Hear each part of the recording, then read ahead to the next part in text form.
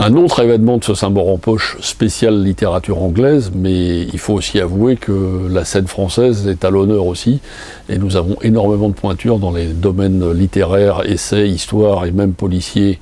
qui viennent, qui ne sont pas forcément de langue anglaise, mais j'ai nommé le talentueux, il vient pas beaucoup, il vient juste dimanche après-midi, mais précipitez-vous parce que c'est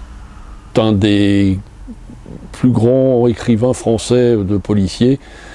dans un genre totalement différent de tous ceux qui sont invités. C'est monsieur Caril Ferret, qui est publié chez Gallimard dans la non moins fameuse collection Série Noire. Il nous avait fait une trilogie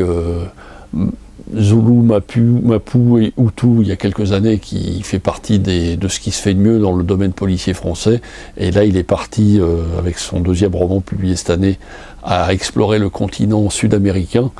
On avait déjà eu droit l'année dernière, ou il y a 2 ans, sur l'Argentine avec Mapouche, et là c'est toute l'histoire du Pérou d'avant et d'après Pinochet dans Mapouche, dans Condor, pardon, qui vient de sortir, excusez-moi. Et il a un art et une manière de décrire et de mélanger la politique, la vie des gens et l'aspect un peu social de la vie et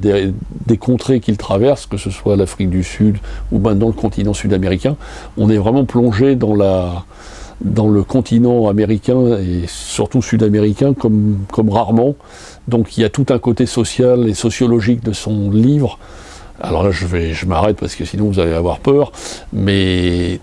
tout en ayant une histoire policière qui tient la route et tout ça, c'est vraiment un grand monsieur, c'est plus que du roman policier, c'est de la littérature vraiment presque de voyage et tout ça, parce qu'il nous fait vraiment voyager dans ces différents